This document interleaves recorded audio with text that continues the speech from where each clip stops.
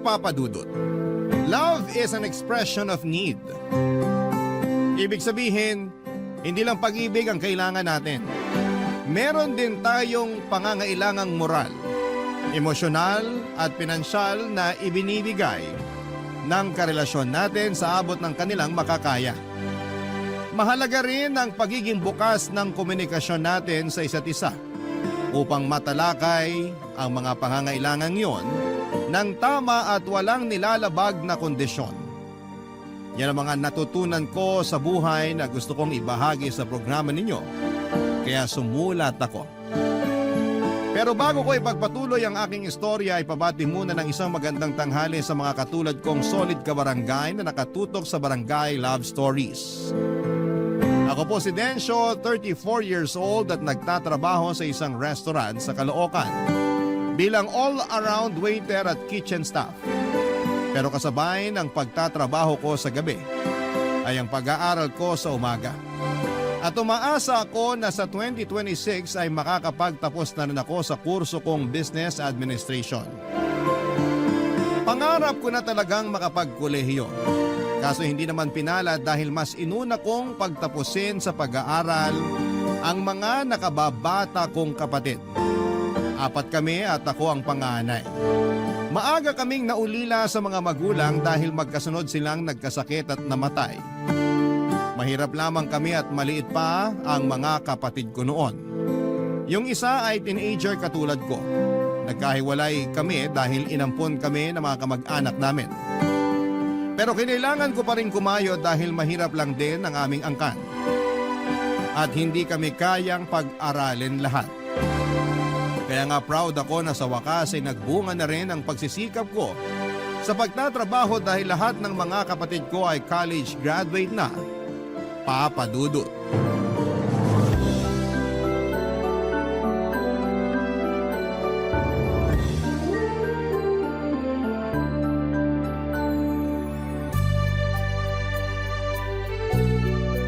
Congratulations, mahal! Ha? Sabi ko, congratulations!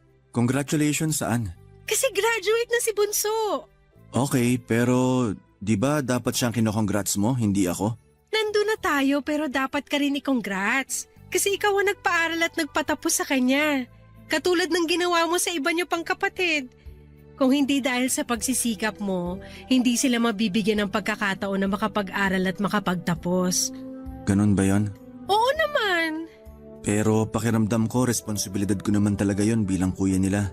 Kaya nga congrats kasi parang ikaw na rin yung graduate. Salamat, mahal. Kapag pinupuri mo ako ng ganyan, nararamdaman ko na kahit paano may narating na rin ako. Ha? Kasi ngayon ang lahat ng mga kapatid ko profesional na. Bigla akong napaisip sa tungkol sa sitwasyon ng buhay ko. Ano ba kasing ibig mong sabihin? Huwag mo sanang mamasamain. Pero masaya naman ako sa achievement ng mga kapatid ko. Naiinggit lang siguro ako kasi lahat sila college graduate na samantalang ako. Eto, hamak na waiter lang at tagahugas ng pinggan at mga pinaglutuan sa restaurant na pinagtatrabahuhan ko. Teka lang, parang hindi ko naman yata gusto na hinahamak mo ang pagiging waiter mo, mahal. Baka nakakalimutan mo, kung hindi dahil sa trabaho mong yan, hindi ka makakapagpag-graduate ng mga kapatid. Kaya nga kapag pinapaalala mo sa akin yan, nakakalimutan ko yung katotohanan na ako na lang yung hindi nakapagtapos ng pag-aaral. Pwede ka naman mag-aral kung gusto mo. Madali na lang yun since wala ka nang pinapaaral sa mga kapatid mo. Pero 32 years old na ako. Eh ano naman? Matanda na ako para mag-aral. Ang babata ng mga kaklase ko, syempre mahihiya na ako nun. Hindi naman nakakahiya yun. Meron ngang iba mas matanda pa sa'yo pero nag-aaral pa rin. Merong lolo, lola, tatay, tsaka nanay. Ikaw 32 ka pa lang naman. Tsaka paalala ko lang sa'yo ha, na walang pinipiling edad ang edukasyon. Pero nagdadalawang isip pa rin ako kasi baka di na ako makasabay sa klase. Kasi nga ang tagal ko nang tumigil eh. Ang alam ko na lang ngayon, mag-serve sa mga customer at maghugas ng pinggan sa kusina. Lahat naman pwedeng pag-aralan. Lahat pwedeng matutunan. Kaya ka nga nag-aaral kasi tuturuan ka naman nila. Pero syempre, kailangan sipagan mo rin yung pagsi-self-study. Kaya mo yan. May tiwala ako sa kakayahan mo. Buti ka pa may tiwala, pero ako, ewan ko, ang hina ng loob ko. Hindi naman mahina ang loob mo mahiyain ka lang. Pero nagagamot naman yan. Basta magtiwala ka lang sa kakayahan mo. Nandito lang naman ako para sumuporta sa'yo sakaling gusto mo mag-aral ng college. Talaga? Talagang talaga. Pero 4 na taon yun kung sakali. Hindi ka ba maiinip na hintayin ako makagraduate? Hindi naman, pero ano bang ibig mong sabihin? Naisip ko lang kasi na baka gusto mo na magkaroon tayo ng pamilya, mahal. Ayoko naman magdesisyon lang para sa sarili ko. Kailangan kong i-consider yung nararamdaman mo. Thank you sa pag-consider sa akin. Pero walang kasi yung 4 na taong yun kumpara naman sa ikatutupad ng pangarap mo. Masaya ako na suportahan ka, na i-cheer ka pag kailangan mo ko. Tungkol naman sa pagpapamilya, bata pa naman ng 30 tsaka 32. Hindi naman ako nagmamadali na magka-baby tayo. Kaya kung ako sa'yo, pag-isipan mong mabuti kung itutuloy mo na yung pag-aaral mo. Huwag kang matakot. Nandito lang naman ako sa tabi mo. Papadudo tulad ng sinabi ko ay proud ako na napagtapos ko ng pag-aaral ang mga kapatid ko. At masaya ako sa mga achievement nila sa buhay. Pero yun din yung pagkakataon na napatanong ako sa sarili ko na paano naman ako. Doon ko naalala na minsan ay nangarap din pala ako makatungtong sa kolehiyo.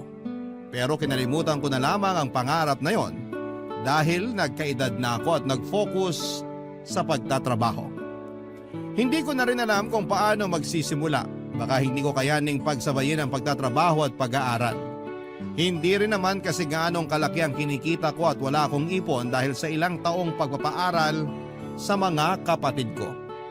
Mabuti na lang at nandyan si Annalyn na handang makinig sa akin kapag naguguluhan ako sa buhay o pinagdududahan ko ang sarili ko. Lagi niyang pinapaalala sa akin kung gaano kahalaga ang role na ginagampanan ko bilang panganay sa aming magkakapatid. Pero nahihiya pa rin ako kasi high school graduate lamang ako. Siguro nga ay naging insecurity ko na yon na nadala ko na rin sa relasyon namin ni Annalyn. Madalas akong sumasama sa mga labas niya para ipakilala sa mga kaibigan niya. Dahil naranasan ko nang matanong tungkol sa tinapos ko. Hindi naman sa kinakahiya ko ang pagiging high school graduate ko, pero pag sinasabi ko yon sa kanila ay natatahimik na lamang sila. Tapos mag-uusap sila ng topic na hindi naman ako makakarelate. Si Annalyn ang first girlfriend ko at minsan ay napapatanong ako sa sarili ko kung anong nagustuhan niya sa akin. Samantalang marami naman siyang manliligaw na may mas mataas na edukasyong tinapos. Pero laging sinasabi sa akin ni Annalyn yung mga magaganda at kahangahangang bagay na nakita niya sa akin na wala sa iba. Kaya nga kahit paano'y napapanatag ako. Isang araw, sinama ako ni Annalyn sa bahay nila. Pero hindi niya sinabi sa akin na may party pala doon dahil birthday ng tiyahin niya na nagbakasyon galing sa Amerika.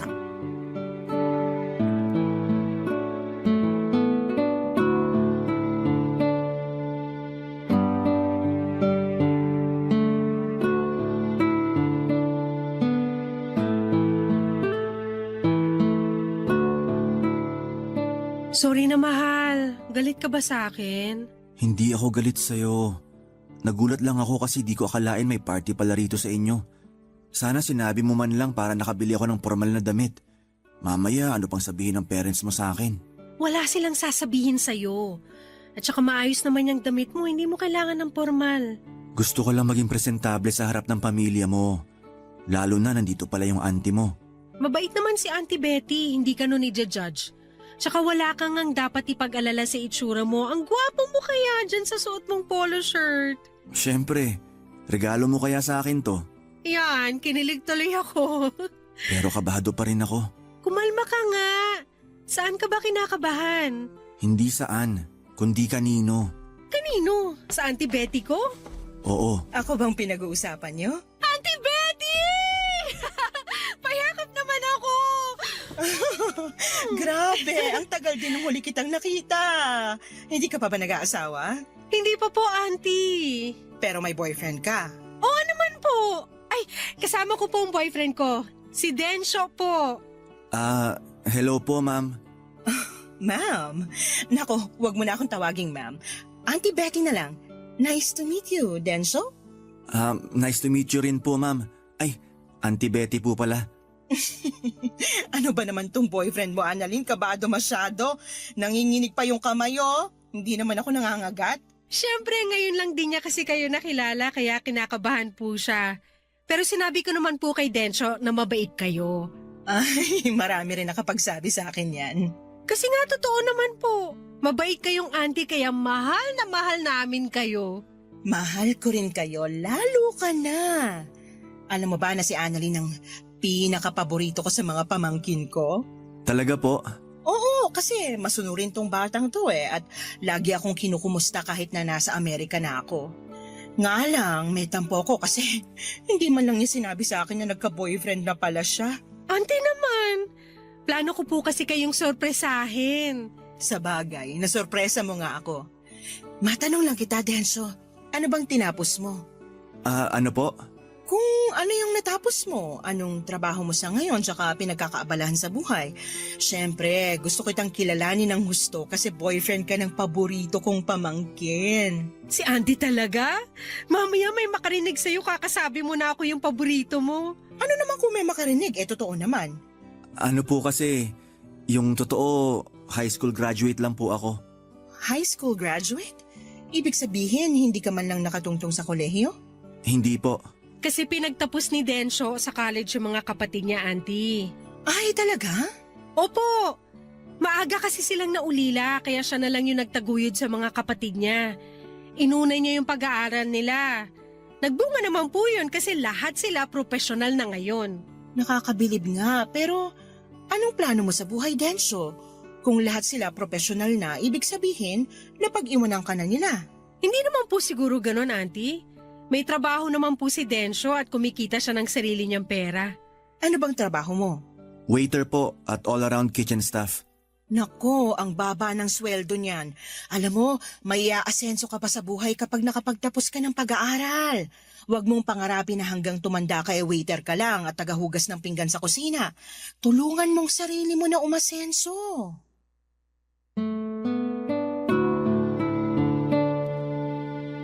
Papadudot mabait si Auntie Betty pero may pagkaprangkang manalita.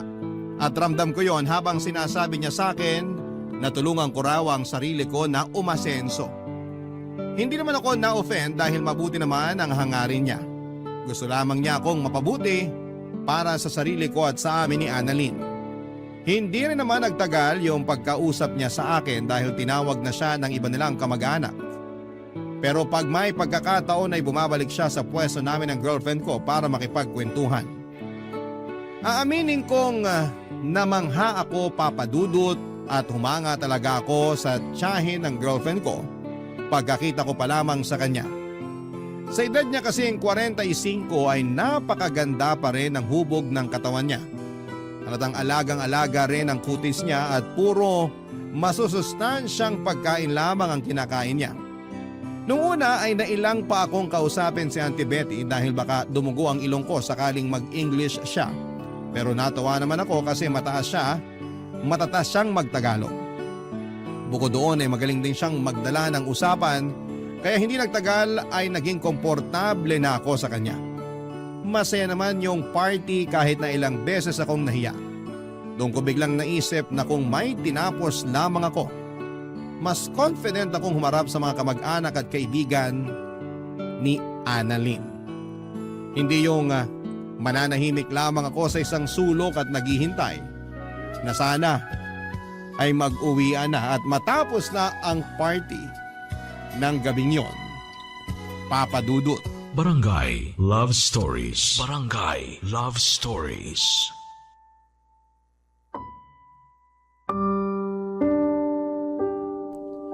Papadudot ng mga sumunod na araw ay napadalas ang pagpunta ko kina Annalyn dahil lagi akong ini-invite doon ng Auntie Betty niya para mag-lunch or mag-dinner. Na-appreciate ko naman kasi ramdam ko na kasama ako sa pamilya nila. Isang buwan lang din kasi itong magbabakasyon sa Pilipinas kaya siguro isinusulit na nito ang bawat sandali. Pag nandun ako sa bahay nila ay lagi nagluluto si Auntie Betty ng specialty niya na putahe. At talaga namang masarap magluto si Auntie Betty. Sa katunayan ay nakakadalawa o 3 plato pa ako sa mga luto niya. Bagay na kinatutuwaan niya sa akin. Maraming magagandang kwento sa akin si Annalyn tungkol sa tiyahin niya. Wala itong anak pero nagkaasawa naman. Maaga nga lang itong nabiyuda matapos mamatay sa sakit ng asawa nitong Pinoy. Mahal na mahal daw ni Auntie Betty yung namayapan niyang asawa at yon ang dahilan kung bakit nagpakalayo-layo ito. Hindi kasi makausad si Auntie Betty dito sa Pilipinas. Dahil lagi nitong naaalala ang mister niya kaya nag-decide itong mag-abroad. Sa ilang taon niya sa Amerika ay nakaipon siya ng pera para makapagpatayo ng business doon. Mabait talaga si Auntie Betty, siya ang paboritong tiyahin ng karamihan sa mga pamangkin niya, Papa Dudut.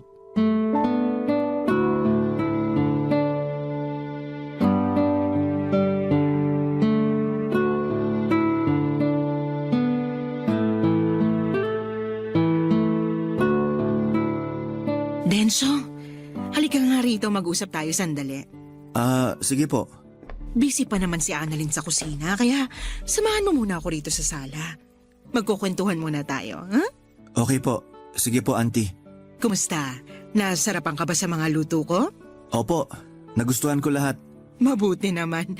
Alam mo, yan din ang putahe na paborito ng namayapa kong asawa eh. Sa katunayan, naalala ko siya sa'yo.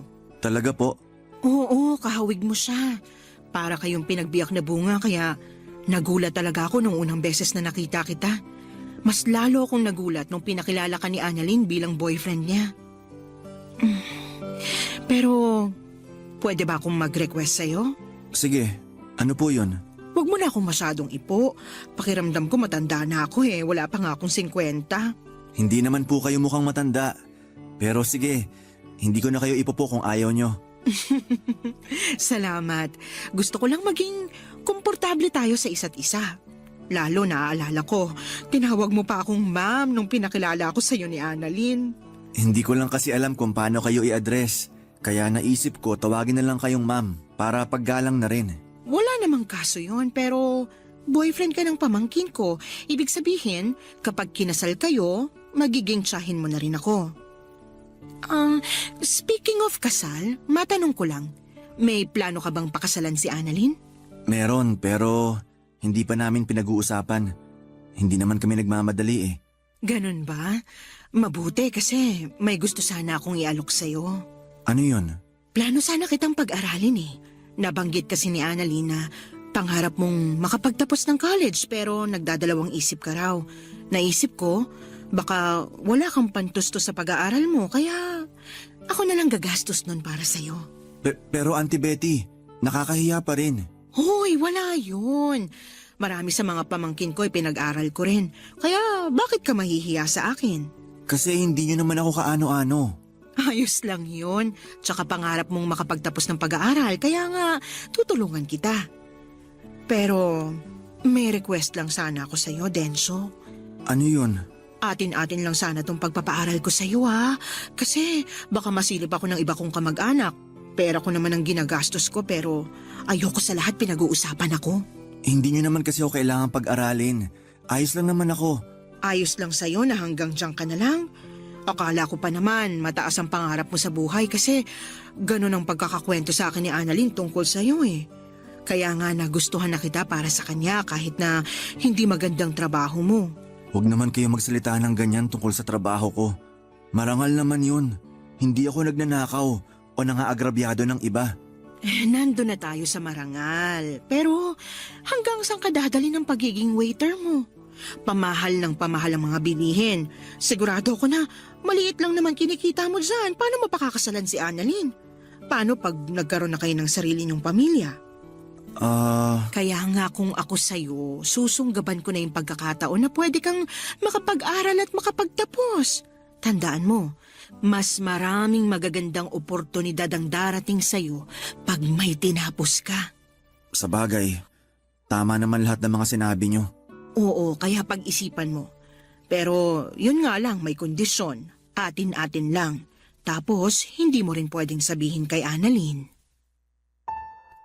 Papa Dudut, hindi ko akalain na kakausapin ako ni Auntie Betty para alukin ng pag-aaral. Na libre na siya ang may sagot. Wala rin naman akong nakikitang masama kung totoong concern lamang siya sa akin at sa magiging buhay namin ang pamangkin niya sa hinaharap kapag kinasal na kami. Tama nga naman siya na mas maraming magagandang opportunity ang pwedeng dumating sa akin sakaling may diploma ako't nakapagtapos ng pag-aaral. Ibig sabihin ay hindi na ako habang buhay na magiging waiter at tagalinis lamang sa kusina. Pero nalungkot ako. At napaisip noong sinabi niya sa akin na dapat sekreto lamang namin yon. Akala ko dahil ayaw lamang niyang malaman ng iba niyang kamag-anak pero pati pala sa girlfriend kong si Annalyn ay ayaw din niyang sabihin ko. Buti na lamang at pumayag siyang pag-isipan ko muna bago magdesisyon at nangako ako na ipapaalam ko ang sagot ko sa kanya sa lalong madaling panahon. Ang lapad ng ngiti ni Auntie Betty at kitang-kita ko ang pag-asa sa mga mata niya na papayag ako sa gusto niyang mangyari. Pero nagdaan ang 1 linggo. Hindi pa rin ako nakakapagdesisyon at napansin na yon ni Annalyn, Papa Dudut.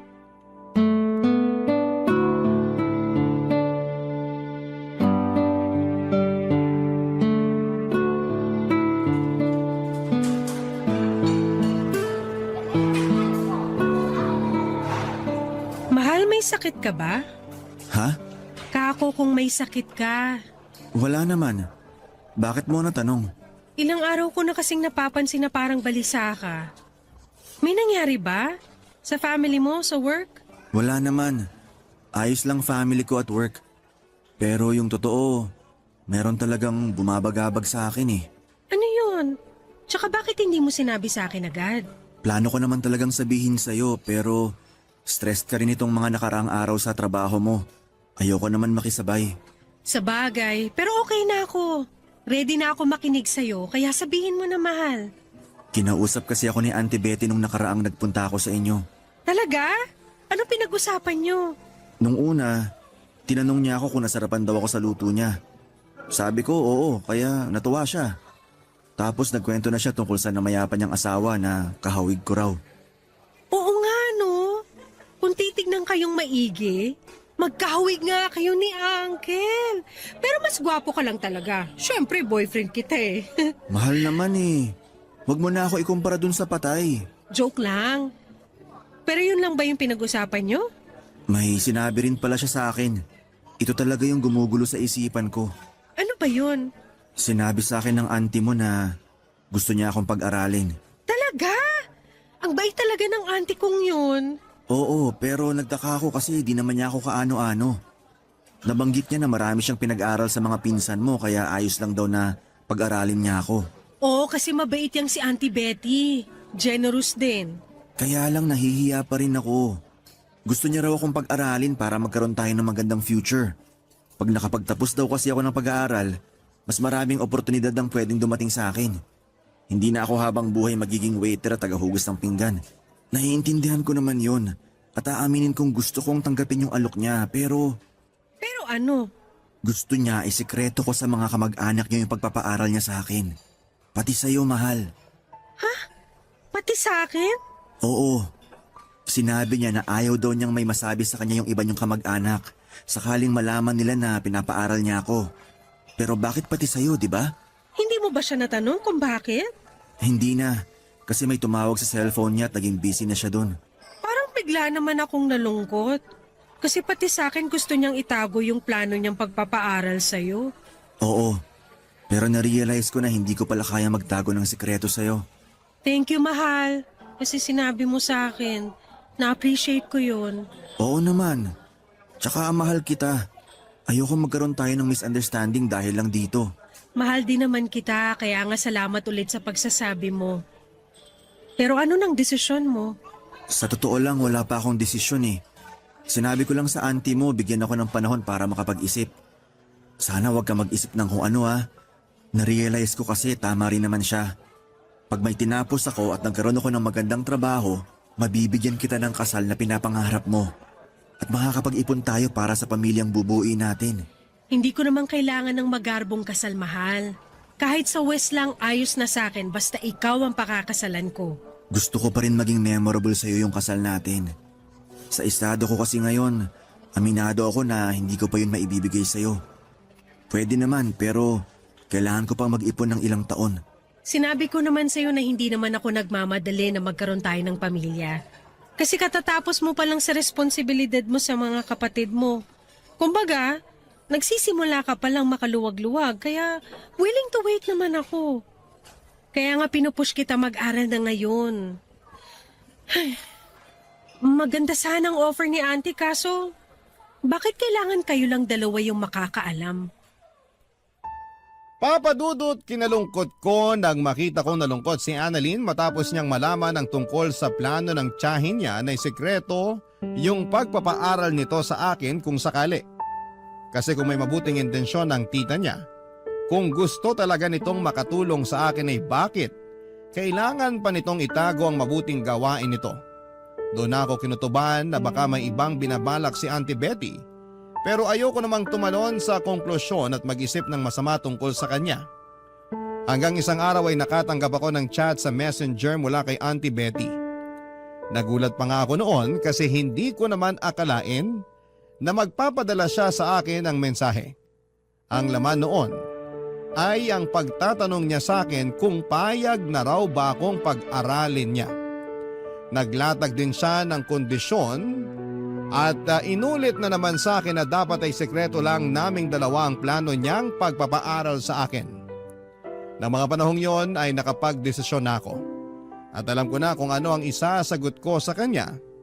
Lalo pat, desperado na ako. Papa Dudut. Barangay Love Stories. Barangay Love Stories. Papa Dudut, desperado na akong tanggihan ang alok ni Auntie Betty na pag-aralin ako kahit na may mabuti siyang intensyon at hangarin para sa akin at sa amin ang pamangkin niya.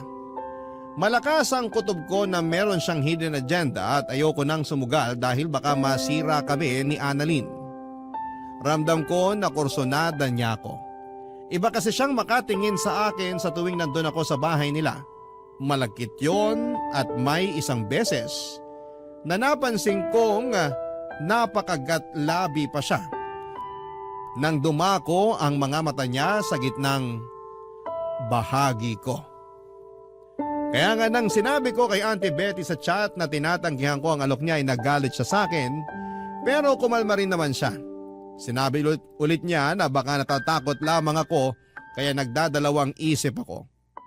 Pag-isipan ko raw ulit at sabihin sa kanya ang sagot pag nagkita na kami ng personal. Sakto na in-invite na naman niya ako na mag-lunch sa bahay nila, Annalyn. Ayaw ko sana pumunta kasi ayaw ko siyang makita pero naisip ko na gamitin na lamang ang pagkakataon para sabihin sa kanya ng harap-harapan na hindi ko matatanggap ang alok niyang pagpapaaral sa akin. Kaya lang, may nangyaring hindi ko lubos na inaasahan.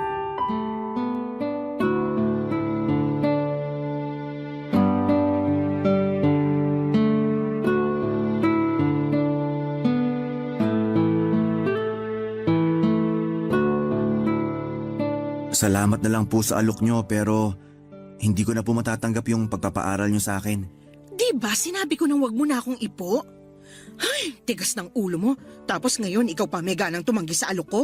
Pasensya na po pero narealize ko kasi na… Na ano? Ang sabihin mo maarte ka lang. Baka naman hindi talaga totoo yung sinabi sa akin ng pamangkin ko na gusto mong mag-aral. Kasi wala ka naman talagang pangarap para sa sarili mo. Kontento ka na lang dyan sa trabaho mong napakababa ng sweldo. Gusto ko pa rin pong mag-aral pero gagawin ko yun nang hindi umaasa ng tulong mula sa inyo.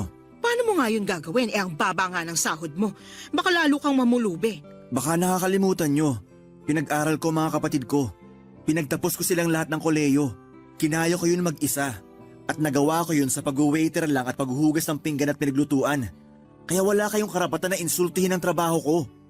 Oo ang galing mo naman pala. Pero alam ko pagod ka na kaya hayaan mo na lang ako na babyhin ka. Ano pong sinabi nyo? Alam mo kasi, gustong gusto kita, Denso. Yun yung dahilan kaya gusto kitang tulungan at gusto ko rin isikreto natin yun kay Annalyn. Ano bang pinagsasabi nyo, auntie? Simula kasi nung makita kita, hindi ka na nawala sa isip ko. Kamukhang kamukha mo yung namayapa kong asawa at miss na miss ko na siya. Tumigil na po kayo kasi hindi naman ako yung asawa nyo. Ayaw mo ba talaga sa akin? Maganda naman ako, sexy. Mas masarap pa ako sa girlfriend mo. Auntie Betty, anong ginagawa niyo kay Densyo? Ikaw pala, Annalyn. Tsaka ano nga yung sinabi niyo? Mas maganda kayo sa akin? Mas sexy at mas masarap? Bakit? Totoo naman, di ba? Tingnan mo nga yung katawan mo kumpara naman sa katawan ko. Kaya ako dapat yung mas gustuhin sa ating dalawa ni Densyo. Kaya pala gusto niyong isikreto yung pagpapaaral niyo sa kanya kasi may hidden agenda kayo sa boyfriend ko? Paano mo nalaman yan tungkol sa plano kong pagpapaaral sa kanya? Sinabi ko sa girlfriend ko kasi alam ko na hindi tama yung gusto nyo mangyari. Kung totoong wala kayong masamang intensyon at concerned lang talaga kayo sa kapakanan ko at sa magiging pamilya namin ni Annalyn, bakit ko kailangang isikreto sa kanya? Yun naman pala, may hidden agenda kayo sa akin. Kursunada nyo ako. Ano kasi? Kayo pa naman yung paborito kong tsahin. Pero hindi ko akalain na tataluhin niyo ako. Buti nilang loyal sa akin yung boyfriend ko. Aanhin mo naman yung pagiging loyal ng lalaking yan kung di ka naman niya kayang bigyan ng magandang buhay sa hinaharap. Huwag mo sabihin sa akin na handa ka magpakasal sa waiter at tagahugas ng pinggan na yan. Oo, at wala ka ng pakialam doon. Marangal ang trabaho ni Densyo. Tanggap siya ni na mami at daddy kaya bakit hindi ko siya pakakasalan? Tsaka alam ko sinasabi niyo lang yan dahil inggit kayo sa akin. Kasi ako, meron nagmamahal sa akin, sa inyo wala. Anong sinabi mo? Ulitin mo yung sinabi mo. Mahal, tama na. Huwag mo nang sagutin yung auntie mo.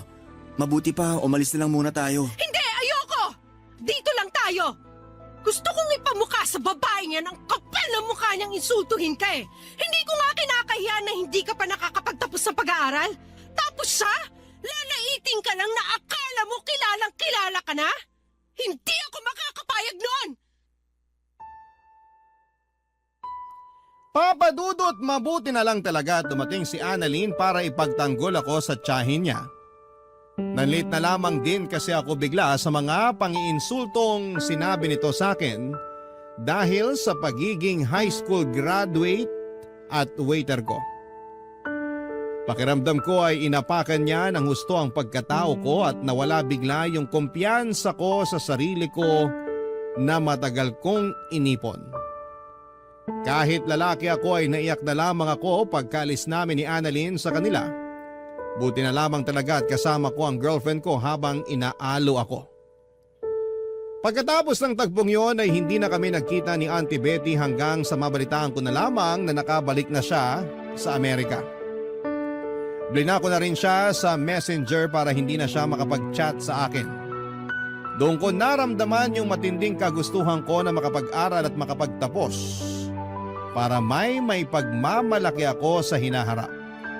Pero hindi ko lang yon gagawin para sa sarili ko kundi para sa amin ni Annalyn. Mahal na mahal ko ang girlfriend ko at malaki ang papel na ginagampanan niya para hindi ko maramdaman na wala akong narating sa buhay dahil lang ganito lamang ang natapos ko. Siya rin ang nagpapayo sa akin kasama ko sa mga malulungkot at masasayang araw ko. Kaya naman nangako ako na poprotektahan ko siya at ang relasyon namin. Doon ako nagsabi sa kanya na gusto kong mag-aral na talaga. Tulad ng inaasahan, full support siya sa akin. Mabuti na lang at may mga institusyon na tumatanggap ng mga estudyanteng may edad na at nagtatrabaho kaya kahit extra challenge ang pag-aaral habang naghahanap buhay, inspirado ako at motivated na makapagtapos balang araw. Mabilis na nagdaan ng 2 taon, incoming third year student na ako sa kursong Business Administration, Papadudot.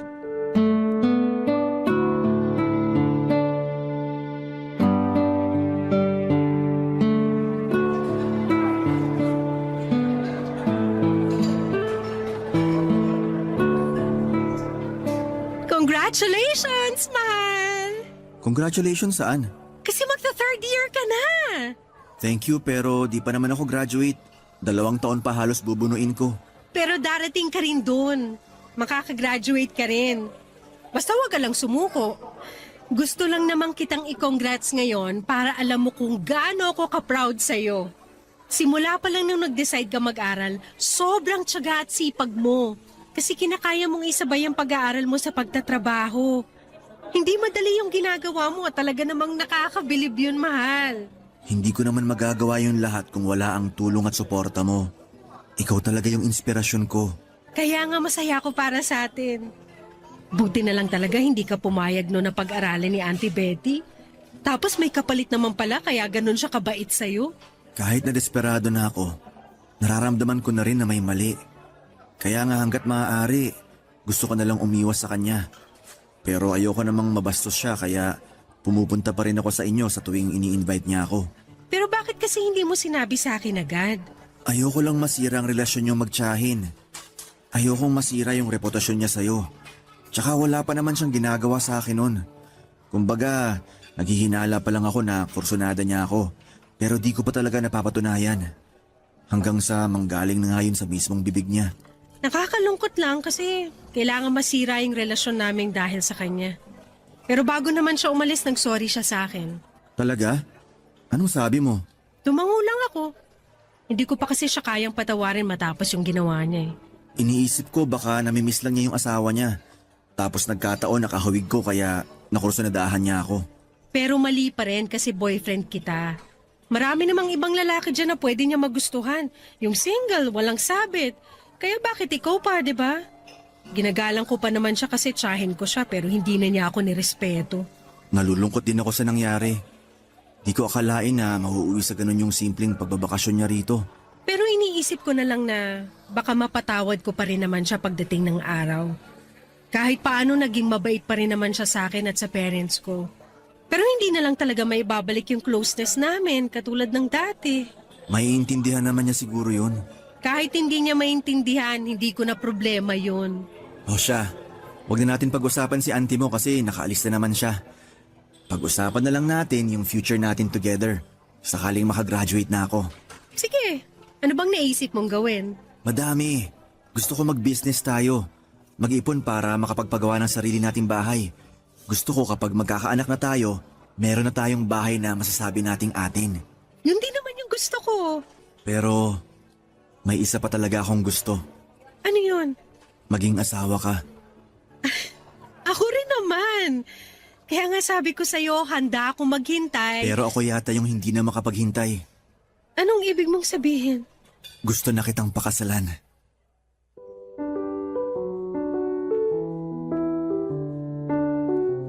Papadudot nag-propose ako kay Annalyn ang araw na yon sa paborito naming fast food chain na kinakainan. Simple lang yung proposal pero masasabi kong memorable. Gustong gusto ko na talagang iharap sa altar ang babaeng mahal ko. At hindi na ako makapaghihintay pa na makagraduate bago ko gawin ang bagay na yon. Sa susunod na taon pa talaga ang plano naming pag-iisang dibdib, pareho na kaming kabado at nananabik ni Annalyn.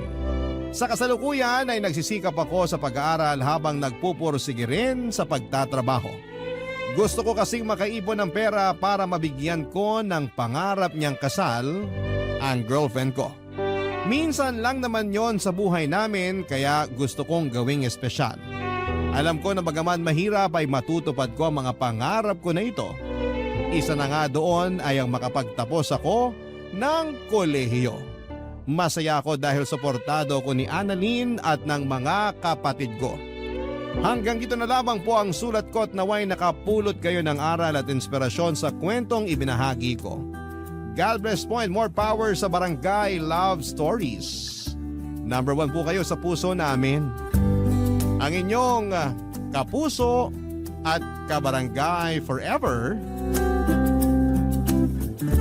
Densyo. Dear Papa Dudut, ako nga pala si Gesmond, 40 years old, isang tagabantay ng isang PCR na malapit sa isang sikat na tourist spot. 15 years na ako sa trabaho na ito. Tatay ko ang unang nagbantay sa PCR na binabantayan ko sa ngayon. Tatay ko ang unang nagbantay doon nung kagagawa pa lamang. Tawag nga sa kanya ng mga taga roon ay manager. Siya rin ang nagrekomenda sa may-ari na ako na lamang ang kuning kapalit niya. Napaga kasi ang pag-retire ni tatay sa trabaho dahil tinamaan siya ng stroke. Kinailangan niyang magpahinga. Maayos naman na naging pasahod dito, siguro dahil parang halos magkaibigan sina tatay at ang may-ari noon. Kaya nahiya na bigyan ako ng mababang sahod. Kaya hindi na rin ako lumipat pa ng trabaho dahil kontento naman ako sa pagtrato sa akin doon. At ang sahod syempre. Saka dagdag din na mahina ang loob ko sa pagpapalit ng trabaho. Pakiramdam ko dahil hindi ako nakapagtapos ng pag-aaral ay mare-reject ako. Masaya naman kasi sa trabaho ko lalo't na kaklose ko na ang kapalitan ko sa trabaho na si Mercedes. Mas matanda siya ng 10 taon sa akin. Nalungkot nga ako ng bahagya nang sinabi niyang malapit na siyang mag-resign. Lumaki na raw ang mga bayarin niya lalo't nabuntis ng maaga ang panganay niyang dalaga. Sinubukan ko pa nga siyang pigilan, takot talaga ako sa pagbabago. Pero sinabi niya na kailangan niyang maging praktikal. Kaya naman sinulit na namin ang mga nalalabing panahon na magkasama kaming dalawa. Masasabi kong bukod sa katrabaho ko si Mercedes ay siya rin ang nagsilbing best friend ko. Hirap din kasi akong makipagkaibigan. Mahihayin ako at hindi ko man lang magawang tignan ang isang tao sa mga mata niya dahil baka may mapo na siyang hindi maganda sa aking itsura. Pero pagdating kay Mercedes, confident ako lagi sa sarili ko dahil komportable ako sa kanya, Papa Dudut.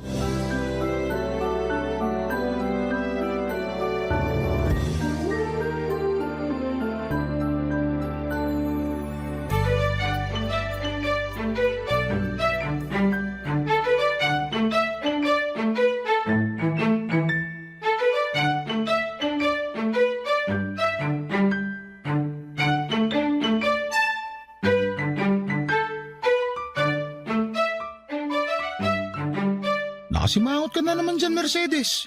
Eh sino bang hindi sisimangot?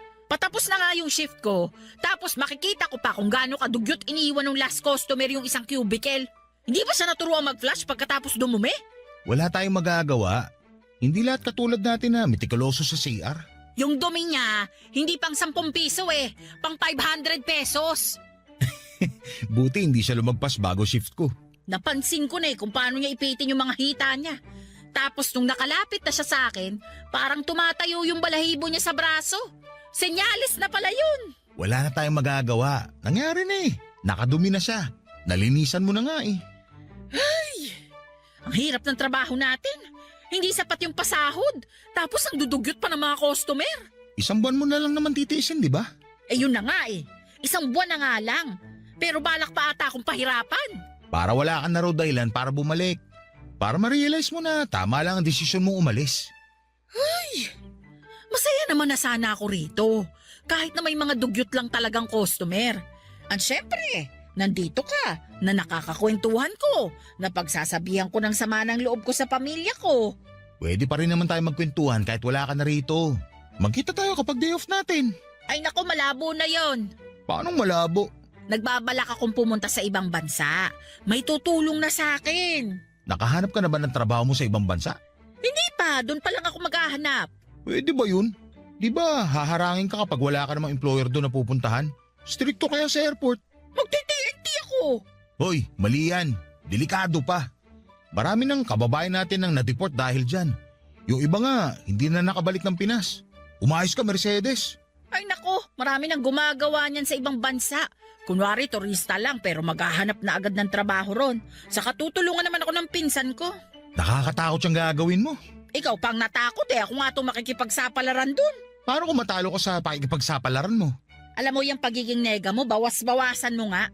Kaibigan kita, kaya sasabihin ko sa'yo na hindi maganda yung pag-uugali na yan. Hindi ka aasenso kung ganyan lagi ang mindset mo. Sapat naman na kinikita ko ngayon. Hindi ko na kailangan maghangat pa ng pag-asenso.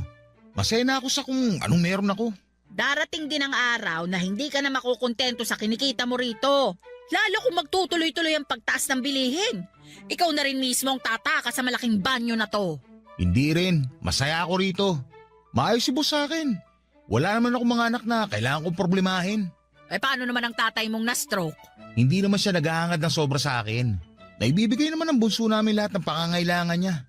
Pang merienda nga lang ni tatay yung inaabot ko, sapat na yun eh. Hindi sa hinihiling ko to ha. Pero paano kung isang araw bigla ka nalang mangailangan ng malaking pera? Saan ka kukuha? Eto, sinasabi ko sa'yo. Kahit isang buwan mong kupita na mga bayad ng mga nagbabanyo rito, hindi pa rin magiging sapat yon, sigurado. Sasagutin ko pa sana si Mercedes sa kanyang huling mga sinabi.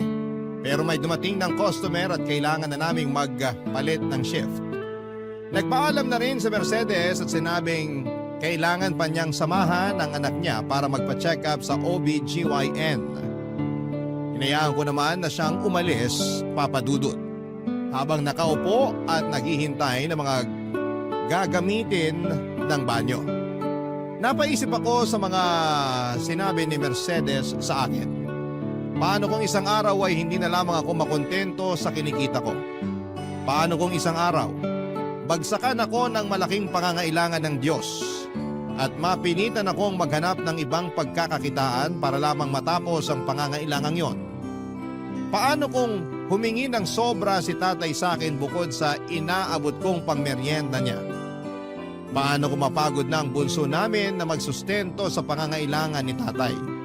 Yan ang mga tanong na naglaro sa isipan ko habang nakatulala at nag-aabang na mag-aabot ng barya para makigamit ng banyo. Ilang oras na umikot ang maraming katanungan sa isipan ko, Papa Dudut. Nagkataon pa na walang masyadong gumagamit ng banyo dahil Lunes. Wala rin kailangang linisan sa mga cubicle. Nakaupo lamang ako sa entrance at pinaglalaruan ng mga binayad na barya sa akin. Pinagmamasdan ko lahat ng mga piso, 5 piso hanggang sa 20 pesos na barya.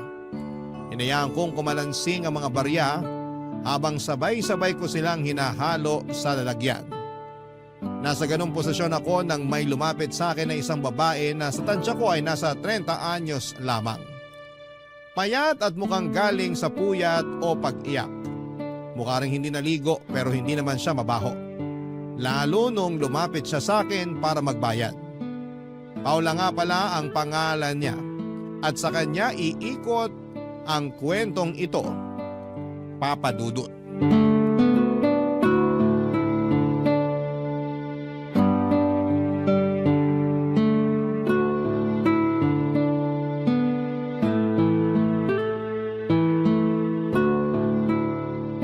Ihi, dumi o ligo? Magkano pag-iihi? Hindi ko ba nakita yung karatula rito sa mesa? Hala, nasaan yung karatula rito? Nakita mo ba? Kararating ko lang. Magkano pag dumi? 10 piso. Andito lang yung kanina bago umalis yung katrabaho ko eh. Baka kinuha niya. Magkano pagligo? 20 para sa isang medium size na timba. Pwedeng dagdagan yung tubig pero may dagdag na 10 piso. Shampoo naman 15 isa. Ang mahal ng shampoo niyo rito? Wala nang mura ngayon. Wala ka na bang ibang i-offer bukod sa ihi, dumi at ligo? Bakit? Gusto mo bang offeran kita ng buy one take one burger? Nagtatanong ako ng maayos. Pasensya na. Naiirita lang ako kasi nawawala yung karatula rito. Mapipilitan na naman ako magsabi ng presyo sa bawat customer na gagamit ang banyo. Pwede ka naman magsulat na lang muna sa papel tapos ipatong sa mesa para makita ng mga customer mo para hindi ka na abalahin.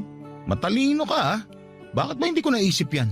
Siguro kasi punong-puno ng utak mo ng problema kaya hindi ka makapag-isip ng maayos. Siguro valedictorian ka nung nag-aaral ka pa no? Salutatorian lang. Nilalang mo sa salutatorian samantalang ako. Kailangan ko pang bumili ng floor wax o walis tingting para lang makapasa. Sana nga bumili na lang ako ng floor wax para hindi na napudpud at napagod ang utak ko sa pag-aaral nun.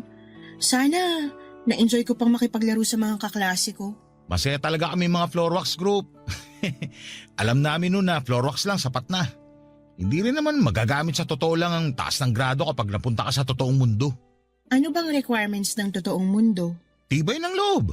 Matibay bang loob mo? Ano ba talagang pinunta mo rito? Ihi, dumi o ligo? 15 ang shampoo ha.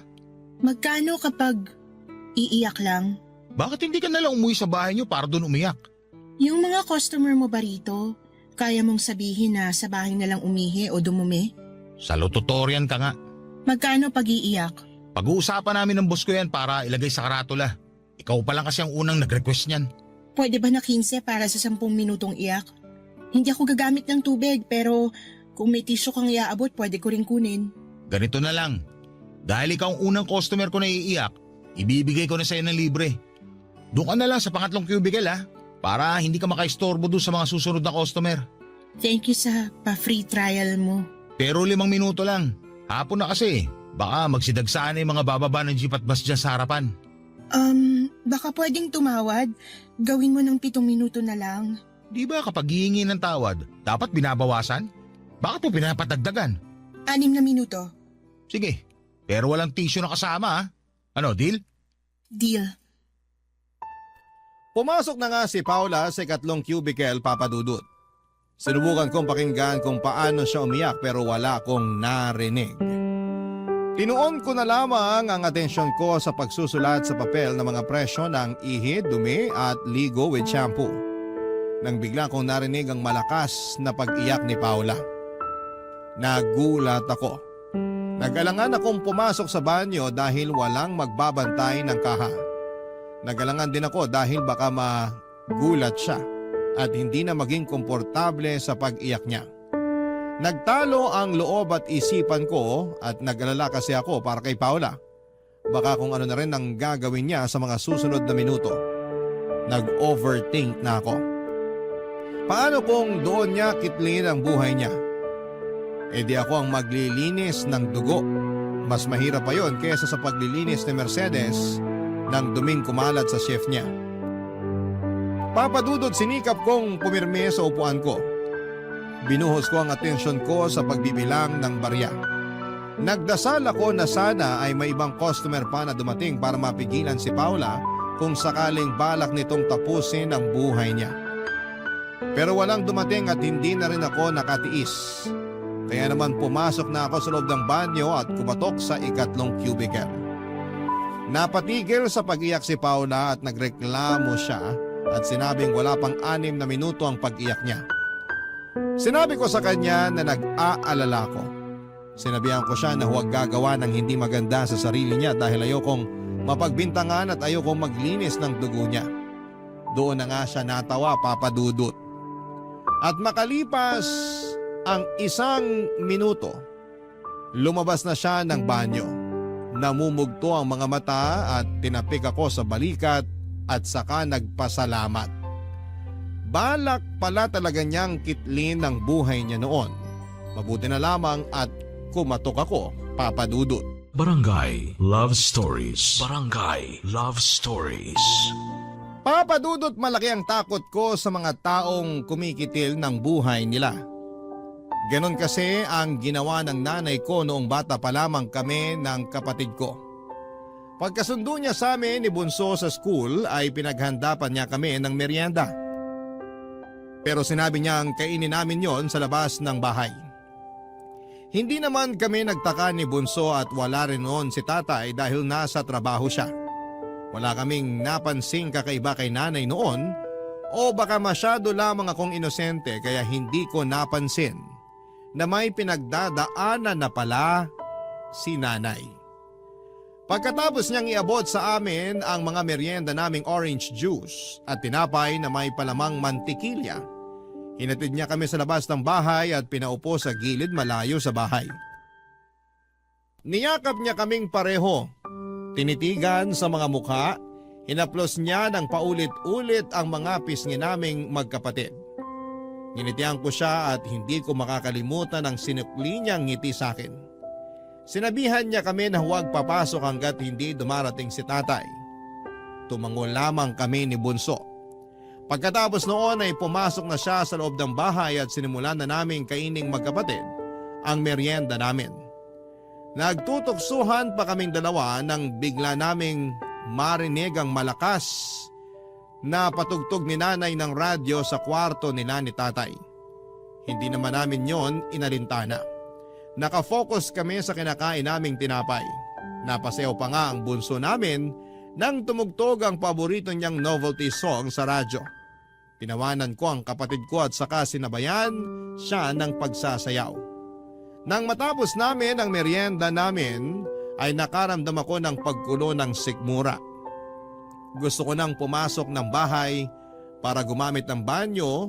Pinigilan ako ni Bunso at pinaalala ang bilin ni nanay. Masunurin pa naman si Bunso, kaya nakisunod na rin ako. Makalipas ang ilang sandali ay dumating na si tatay ay may dalang isang pink na cotton candy para paghatian naming magkakapatid. Inaya na kami ni tatay na pumasok ng bahay at doon namin nakita si nanay na nakabitin sa kisame ng kwarto.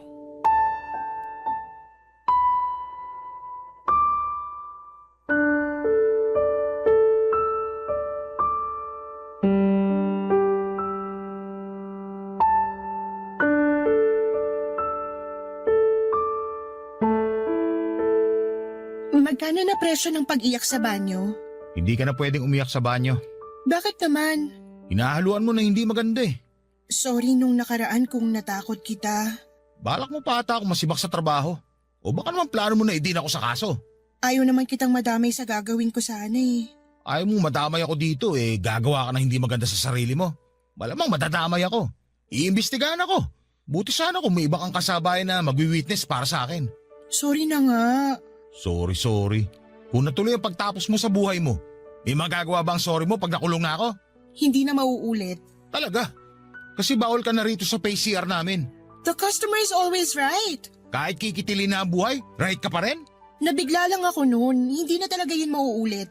Sana ganyan din ang sinabi ng nanay ko noon, na nabigla lang siya. Ha? Sana nabigla lang siya noon. At sana tama ang timing namin bago namin siya nakita nakabiti sa kisame. Sana lang talaga. Tinapos ng nanay mong buhay niya? Bata pa lang kami noon. May hawak pa akong cotton candy na pinag-aagawan namin magkapatid.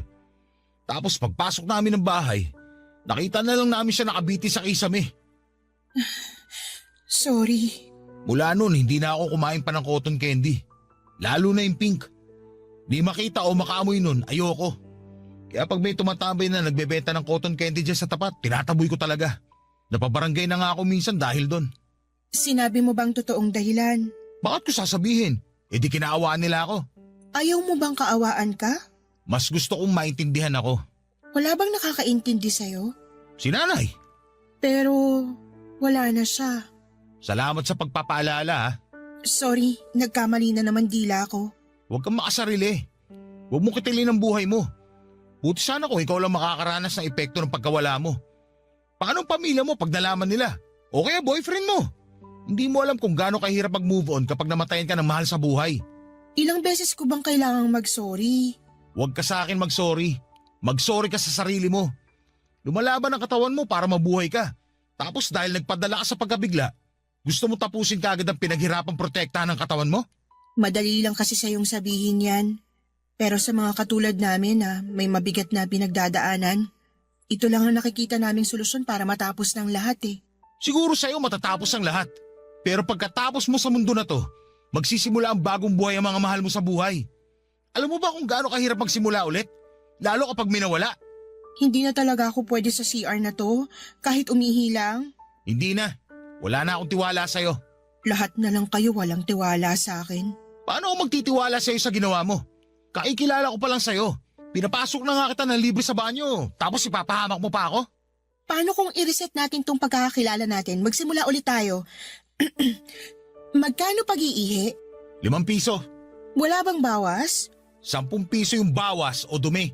Ibig kong sabihin, pabawas naman ang presyo sa pag-ihi. Kahit wala ng tissue, okay lang.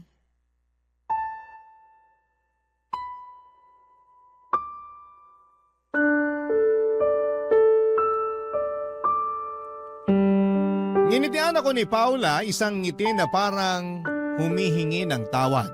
Isang ngiti na biglang nagpaalala sa akin kay nanay. Hindi ko alam ang mararamdaman ko noon, Papa Dudut. Masaya ba dahil matamis ang ngiti niya o malungkot dahil pinaalala niya si nanay? Hindi ko naman sinabi kay Paula ang naging laman ng isipan ko at pinapasok ko na siya sa banyo nang maiabot na nito ang 5 piso. Inabotan ko siya ng tissue at sinabing libre ko na yon.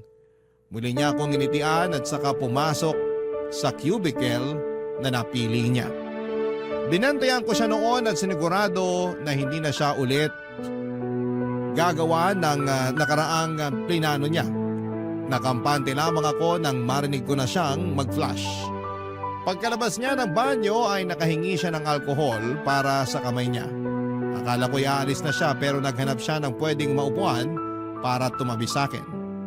Hinayaan ko naman siya, Papa Dudut.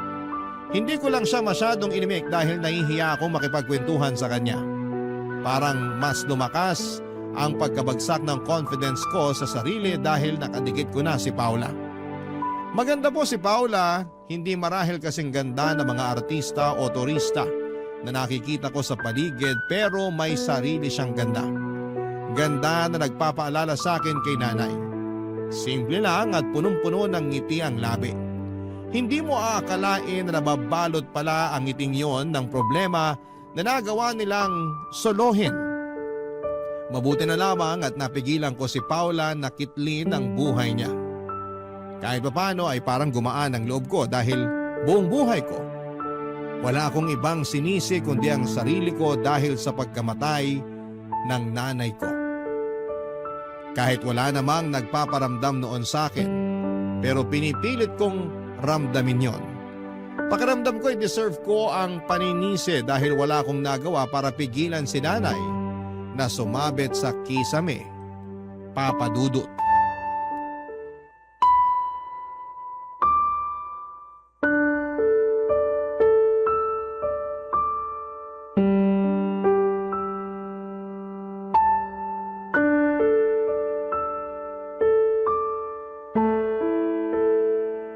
Pwede ba nating pag-usapan ang nangyari sa nanay mo?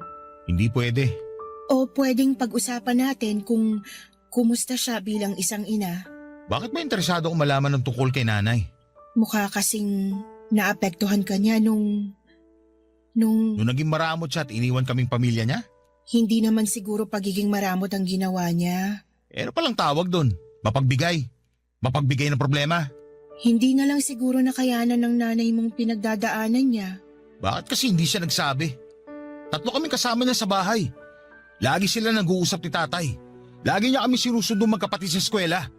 Bakit hindi siya nagsabi? Kasi may mga taong mahina. Kaya pati pagsasabi sa iba ng pinagdadaanan nila, di nila magawa.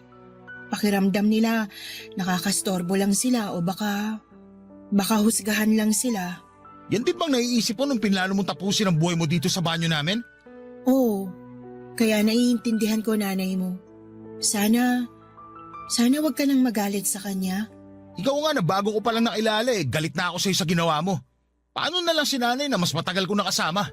Sa isang iglap, iniwan niya kami nang hindi kami handa. Bakit mo ko pipigilan magalit sa kanya?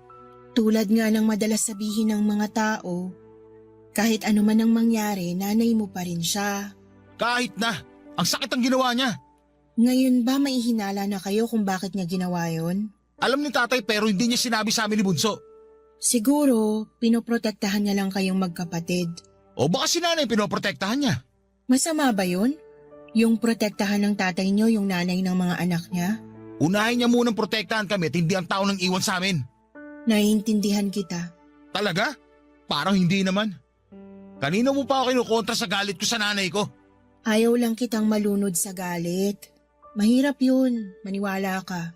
Nalunod ka na ba sa galit? Nalulunod pa rin. Umahon ka na. Wala rin kwenta kung magagalit ka pa, di ba? Ayaw ko pang umahon. Baka may sumaklolo pa sa akin eh. Bakit hindi na lang ikaw sumaklolo sa sarili mo? Ayoko sa sarili ko. Bakit ko sasaklolohan? Hindi ko alam kung nagbibiro ka o totoo na. Kung alin sa dalawang pinakamagaan para sa'yo na tanggapin, yun na lang. Ako naman ang magtatanong. Sige, magtanong ka lang. Bakit mo inisip tapusin ang buhay mo? Bakit bigla kang interesado sa buhay ko? Gusto ko lang malaman. Baka sakaling parehas lang kayo ng dahilan ni nanay. Kung parehas kami ng dahilan, mauunawaan at mapapatawad mo ba siya? Subukan natin. Susubukan ko.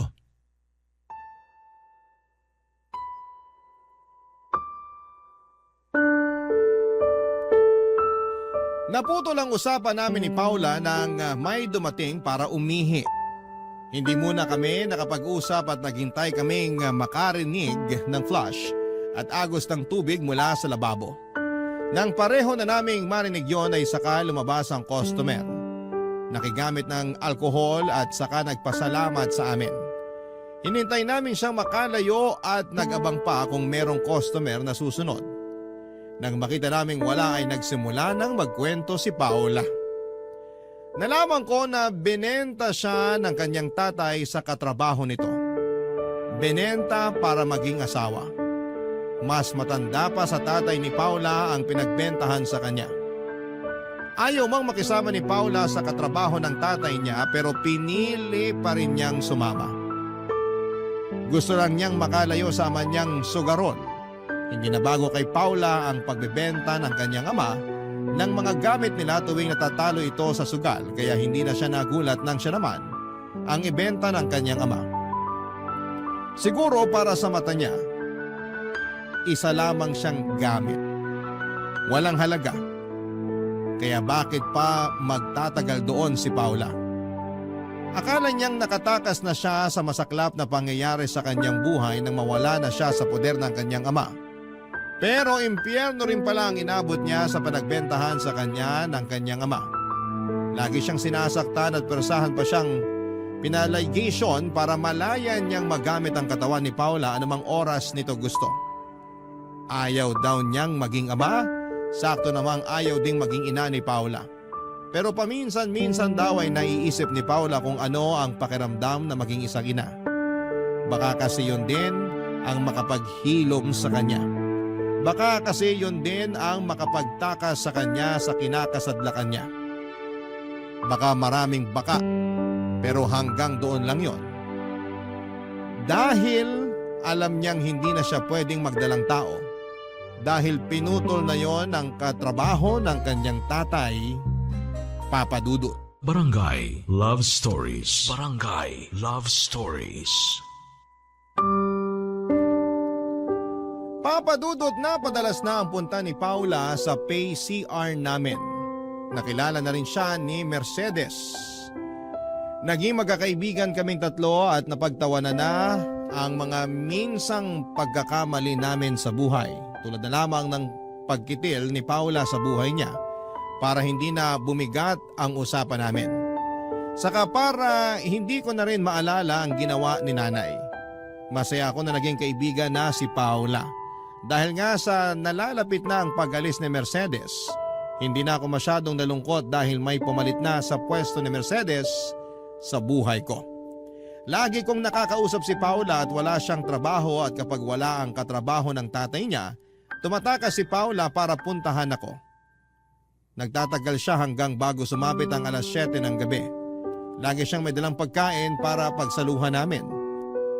Nung una ay ayaw niyang kumain doon sa may pay-CR dahil nai-imagine niya ang mga dumi ng mga tao. Pero nasanay na rin siya. Nagkakilala na rin kami ng husto at bukod kay Mercedes, kay Paula lamang ako naging close.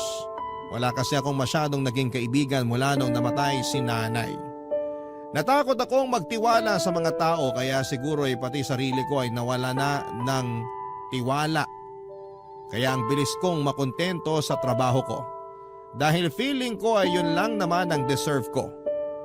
Ganon papadudod kababa ang tingin ko sa sarili ko.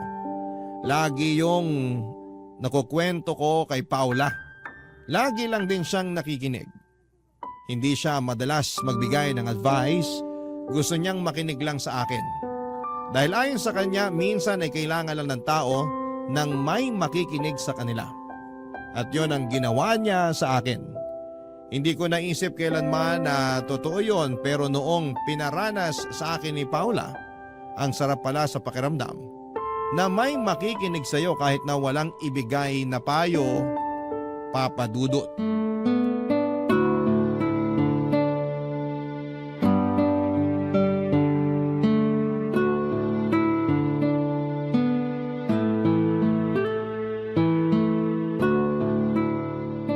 Sigurado ka bang gusto mong kumain ng giniling na baboy at corned beef? Bakit naman hindi? Matapos mong linisan yung dumi ng huling customer mo dito sa PCR nyo? Sanay na ako. Minsan nga kapag umuulan, dyan ako sa loob ng CR kumakain. Kadiri. Sanay na nga kasi. Kahit ano pang marinig kong tunog o maamoy galing sa mga customer, wala na akong pake. Kahit ako ganyan sa katrabaho ng tatay ko. Sanay na. May tatanong ako, Ano yun? bakit katrabaho ng tatay mo lagi ang sinasabi mo? Kasi yun naman siya sa buhay ko. Pero di ba parang asawa ka na niya? Parang lang. Pero para sa akin, katrabaho pa rin siya ng tatay ko. Bakit? Para mas madaling tanggapin ang kahayupan niya. Sobra naman sa kahayupan? Bakit para sa'yo ba? Hindi pa sobra yung mga kinuwento ko na pinagagagawa niya? Hindi mo na siya kahit kailan tatawaging asawa? Kahit umabot pa sa kabilang buhay. Ganun katindi ang galit mo sa kanya ha? Galit at pandidiri. Ayaw mo bang tumakas? Ito lang ang kaya kong pagtakas eh. Anong ibig mo sabihin? Itong pagpunta-punta ko sa'yo tuwing wala yung katrabaho ng tatay ko.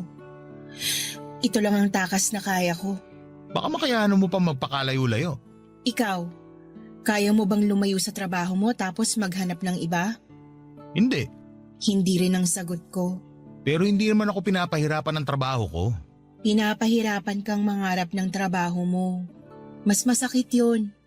Yung makontento ka na lang dahil yan na lang ang meron o dahil yan na lang ang feeling mong deserve mo. Aray ah, hindi ka na nagbabayad sa pag-iimo rito. Mananakit ka pa ng ganyan.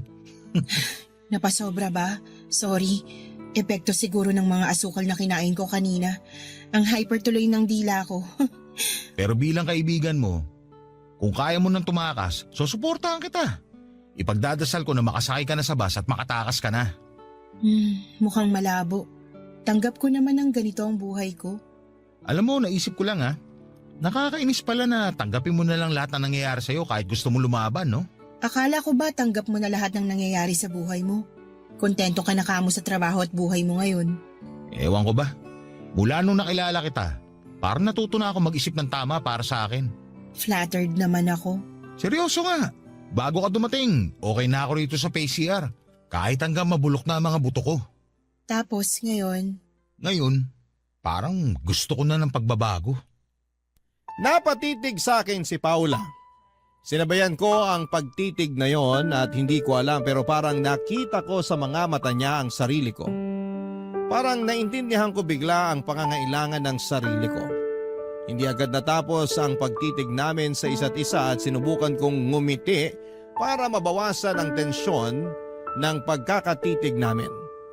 Pero mahina ako hanggang sa bigla na lamang hinawakan ni Paula ang hita ko. Nilapit ang mukha niya sa mukha ko. Hindi ako nakagalaw, Papa Dudut. Hinayaan ko siya sa ginagawa niya. Naramdaman ko ang hininga niya sa pisngi ko. Napansin ko sa mga mata niya na parang gusto niyang may mangyari sa amin. Napaisip ako. Nakita rin kaya niya na gusto kong may mangyari sa amin. Agad ko namang nakuha ang sagot sa tanong ko at nahuli ko na lamang si Paula na idinikit ang labi sa akin. Sumabay ako. Doon na kami nagsimulang maghalikang dalawa, Papa Dudut.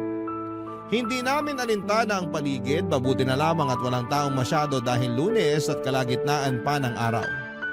Kaya malaya naming nagawa ang gusto namin. Nagmadali kaming pumasok sa loob ng cubicle. Sa pangatlong cubicle kung saan ay plinano ni Paula na kitlin ang buhay niya.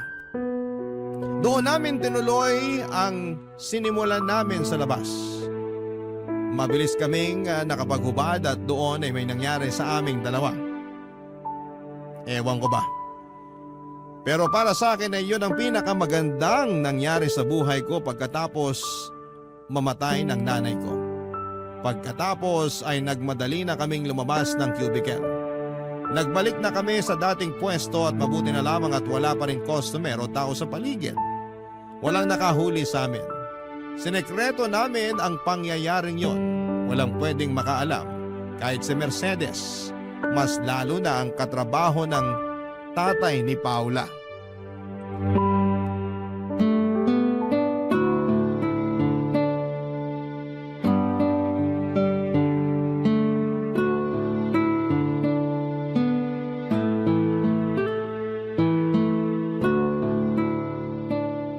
Nakatulala ka na naman. Ini-imagine mo na naman ang katawan ko, no? Na nakahubad? Hindi ko na kailangan mag-imagine. Nakaukit na sa isipan ko kung ano itsura ng katawan mo.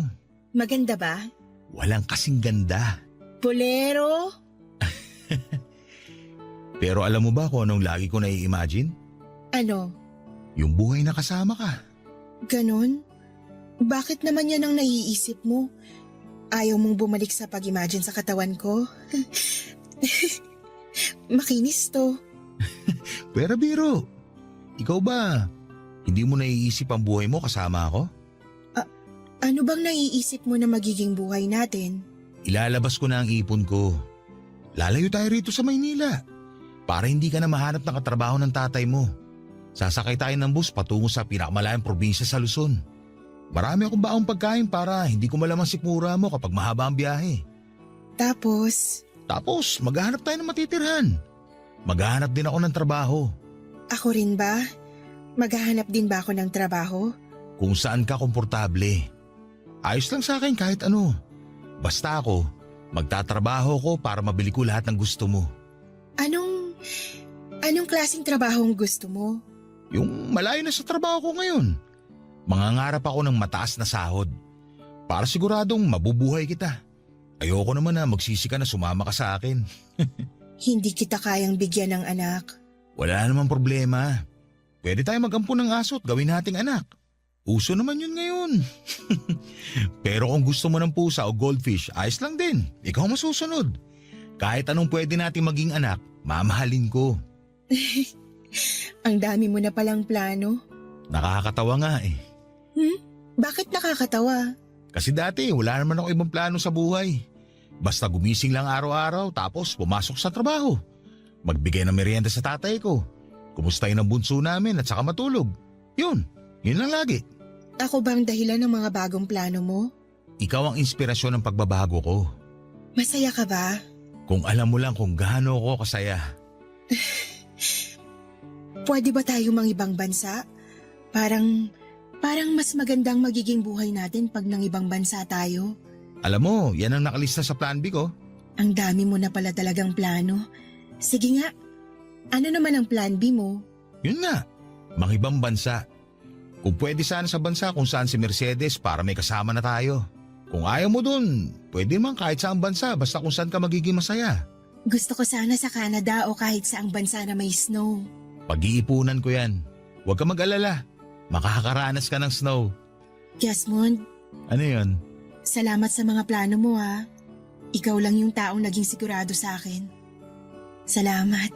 At sana maging sigurado ka na rin sa sarili at sa mga gusto mo. Pag umabot ka na doon, pangako, buo ang suporta ko. May pa-free trial ka pa rin ba ng iyak sa pangatlong cubicle? Naiiyak na naman ako eh. Para sa'yo, libre na yan palagi. May libre pang tissue. Maraming kinuhang tissue si Paula. Pagkatapos noon ay pumasok siya sa cubicle. Natagalan siya pero hindi naman ako nangamba. Alam ko namang hindi na niya uulitin ang unang ginawa niya doon. Ganon na nabuo ang tiwala ko sa kanya. Maya-maya pa'y narinig ko na ang pag-flash niya ng CR. Pagkalabas niya at sinutil ko pa siya at sinabing kailangan niyang magbayad dahil nag-flash siya ng kubeta. Natawa na lamang siya at hinalikan ang pisngi ko.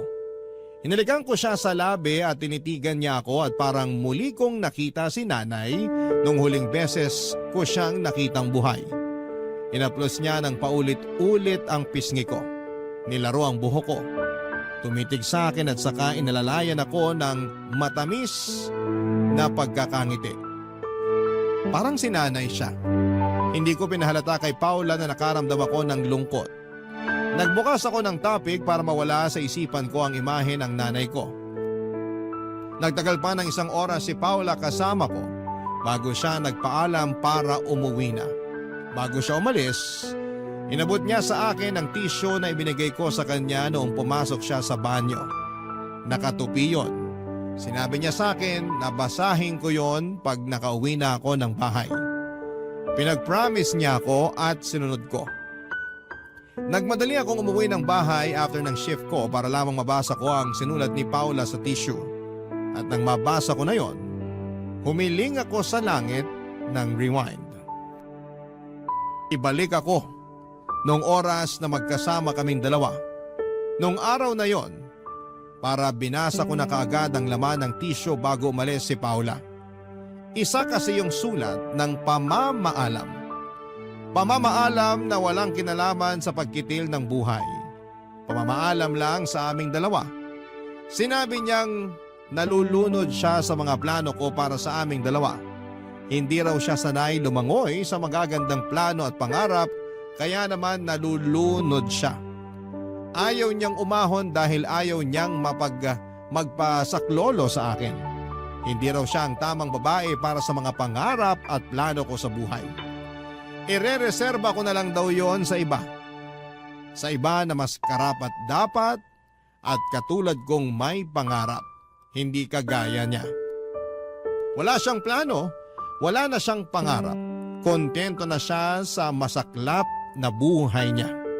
Nagalit ako, Papa Dudut, sa ikalawang pagkakataon at para akong inabandona at namatayan. Una, ang nanay ko. Sumunod naman ay si Paula. Mas masakit ang pag-aabandona ni Paula dahil nagsimula na ako sa gusto kong pagbabago at pangarap. Pero iniwan niya ako sa ere dahil hindi niya ako kayang samahan sa mga yon. Sa ngayon, Papa Dudut, ay nagpatuloy ako muli sa buhay sa pagbabantay ng PCR. Hindi na ako nangarap pang muli, natakot na ako. Noong nagsimula akong mangarap ulit, akala ko yun na ang pagbabago pero nagkamali pala ako. Katulad lang ni Paula si nanay nang iwan din siya.